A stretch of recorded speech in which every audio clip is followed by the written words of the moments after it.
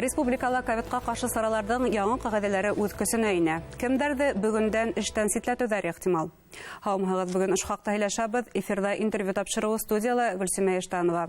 Һәм бүген безнең программабызның кунагы кулланучылар хокукларын яклау буенча федераль хезмәттең Башкортстан идаралыгы баш белгесе Гөлфия Сәләхетдинова.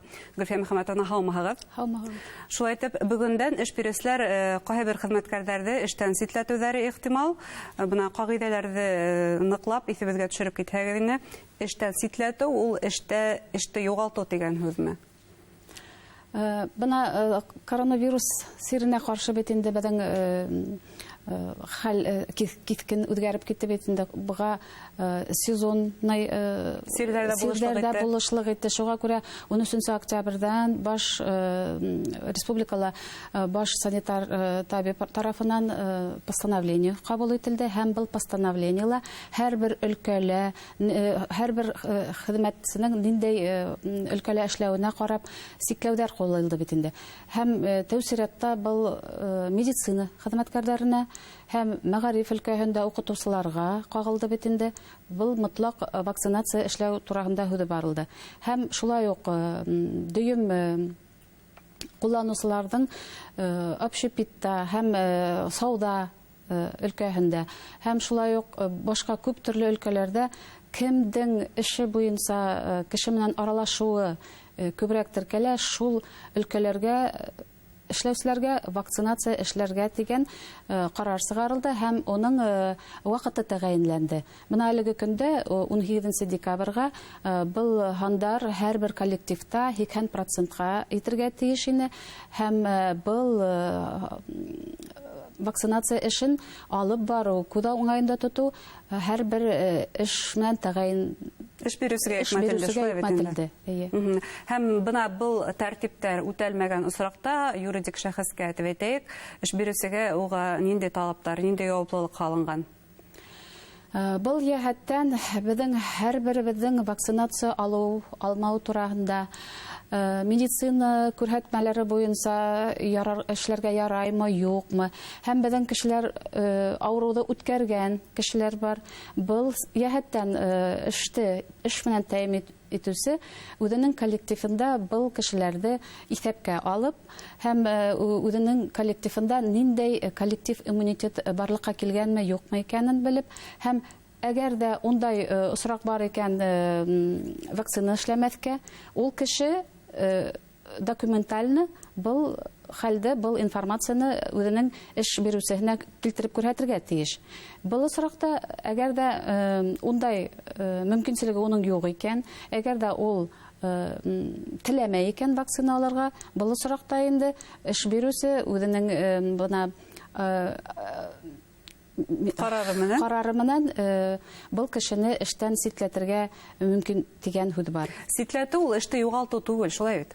Ситләтү сараларын бына хезмәт һәм социаль яклау министрлыгы һәм Роспотребнадзор белән бергә каралган аңлатма бар иде. Уга ярашлы бу кешегә аңлатырга тиештер, уның ни өчен вакцина алырга тиеш икәнен һәм әгәр дә ул теләмәй икән, уның бернинди дә сәбәпләр юк икән, башта юк, ул бернинди дә документаль исбатлай алмый икән, ул вакытта уны өйдә эшләргә, яисә дистанционно тибет бит инде. Шундай эш менән тәэмин итәргә мөмкин.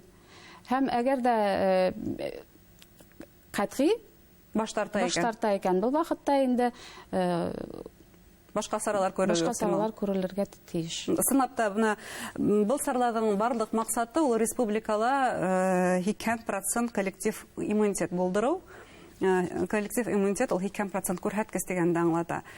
80%, бuna калган 20%-ка кемдәр инә?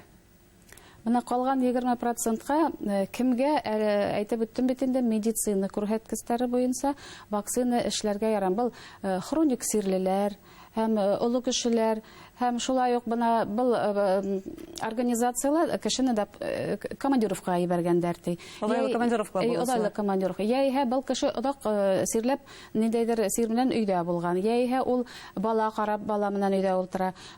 Ягъни декрет ялындагы сәйләр. Бына 20%-ка шундай категория кешеләр керәләр. Әгәр дә бына 17 декабрьгә тиклем 2 компонентлы алып өлгермәгән икән кеше. Ягъни беренче компонентын эшләткән, әмма икенчесенә 17 декабрьгә тиклем өлгермәгән. Bunday хезмәткәрләр менән нисек булырга?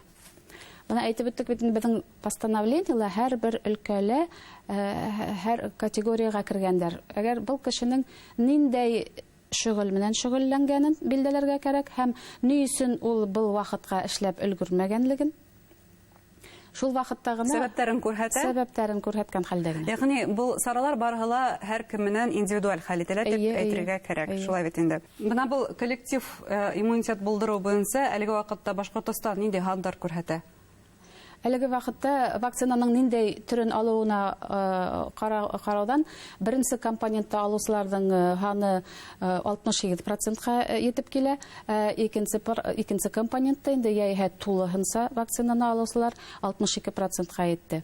Бына кайбер мәгълүматлар буенча 2 төр вакцинаны алу сиге 30 декабрьгә тиклем күсерелгән. Бу дөресме? Карар буенча күпме өлкәдә кешеләр эләктеләр. Бына икенче компонентын алучылар ул өстәмә был постановлениегә промышленный предприятие эшчеләре, сельхоз работниктар һәм башка төрле шәхси эшмәкәрләр һәм башка төрле правовой эшләр буенча эшләүчеләр кертелде һәм шуңа күрә был сектор күсерелде. Ул шуны аңлата, теге вакцинациягә тиешле кешеләрнең категорияһын киңәйтү максатында димәк. Әлеге вакытта вакцина эшләтүчеләргә QR-код бирелә махсус шундай билдә. Бына QR-кодка килгәндә улар тагы кемдәргә бирелә? Сирләүчеләргә һәм тагыла. Һаулык һаклау министрлыгы карары буенча 3 төрле QR-код каралган. Ул беренчеһе вакцинаны эшләтүчеләргә һәм икенчеһе кемдәрнең медицина күрһәткечләре буенча вакцина эшләргә ярамай уларга һәм өченчеһе коронавирус менән сирле үткәрүчеләргә. Уларның сиге билдәләме? Бына ярты елгамы, 1 елгамы шуның тәртиптә ләйфкә сирле үткәрүчеләр өчен дәвре 6 ай. Одай тылман тимәк әлегә 1 елга. Әлеге көндә 6 ай. Вакцина куйдыручыларның? Вакцина куйдыручыларның Чөнки дәүләт хезмәте порталында бына вакцина турында документ килгәндә 1 елга дип билдәләнә. Әмма без ярты елдан соң ревакцинация эшләргә тиешбез. Бuna бу ничек аңлатырга? Безнең федераль закон буенча, иммунопрофилактика буенча катгый рәвештә киткән вакытта, эпидемия вакытында был вакцинацияны экстренный вакцинациягә әйләндерү дигән төшенчә бар. Димәк, был күрһәтелгән сектордан тыш кыскартылган сектор куела. Был әлеге вакытта әгәр дә без коллектив иммунитетта 100%-ка бар апарып биткерәбез икән, был саралар күсерләргә мөмкин. Әлеге вакытта сирләүчеләрдәге ярты ел булып кала, улар шуннан соң ярты ел үткәндән соң табибка барып күренергә тиештер, прививка эшләтүдән алда, шулай бит. Һәм бuna изоляция тәртибенә килгәндә, уның буенча әлеге вакытта ниндидер үзгәрешләр бармы? Чөнки бuna вакцина куйдыртучылар, прививка эшләтүчеләр дә бик күп. Әгәр дә гаиләлә кемдер сирләп китә икән, прививкалы кешеләр изоляциягә китәргә тиешме? Был инде табибтар карамагында, әгәр дә безнең хәрбит инде вакцинация эшләгән кешеләр күбәйде, сирде үткәрүчеләр күбәйде. Шуңа күрә гаиләлә кеше сирләгән икән, әгәр дә уның анализы ПЦР аңгай икән, ул соракта гаиләлә яшәүчеләрне һәр береһен табиб индивидуаль күзәтеп бара һәм уларга 14 көнгә улар күзәтү астында кала. Ягъни изоляциягә китмәй улар күзәтү астында табибтан дип әйтергә кирәк. Әлеге вакытта омикрон дигән яңа штамм таралу хәвефе бар. Уның буенча Башкортстанда был яңа штаммды индермәү өчен инде саралар күрелә. Омикрон турагында бит инде ноябрь айынан билдәле булды һәм уның көньяк Африкала булуы һәм шулай ук таралуы турагында ла исбатланды, төрле илләрдә хәзер исбатлана. Шуңа күрә был сираттан сит илдән килүчеләргә каршы талаптар югары димәк хәзер. Хәр талаптар югары һәм безнең Уфа аэропортын гына алганда әлеге вакытта тура рейстар булмагалы, ләкин кешеләрнең коронавирус омикрон теркәлгән ердән кайтучыларның Турция аша һәм башка Европа илләре аша кайтырга мөмкинлекләрен беләбез. Шуңа күрә менә Роспотребнадзор хезмәткәрләрен, таможня хезмәткәрләре алдан кешенең 14 көн кайда булуы булмавын асыклау ысулы менән хәбәр итәләр һәм бу кеше турагында мәгълүмат килә һәм уларда 2 тапкыр анализ алу күз алдында тотыла һәм улар 14 көнгә күзәтү астында кала. Ягъни улар да изоляциягә китмәй. Күзәтү астында. Димәк, башкаларга хак булырга кирәк, тамашачыларга нинди теләктәр yetkерергез? Тамашачыларга бына яңа ел шаукымына әүрәп, хәвефлек сараларын онытмаһындар ине, социаль дистанцияны хаклап, маска режимын бозмай, яңа елды матур гына үткәреп, Һәм әлбәттә вакцина эшләтергә шулай. Вакцина эшләтеп, һау сәламәт булһындар. Зур рәхмәт әйткән әңгәмәгез өчен. Хөрмәтле тамашачылар, шулай итеп, безнең студияла кулланучы хукукларын яклау буенча федераль хезмәттән Башкортстан буенча идаралыгы баш белгесе Гөлфия Сәләхетдинова булды. Игътибарыгызга зур рәхмәт. Һау сәламәт булыгыз.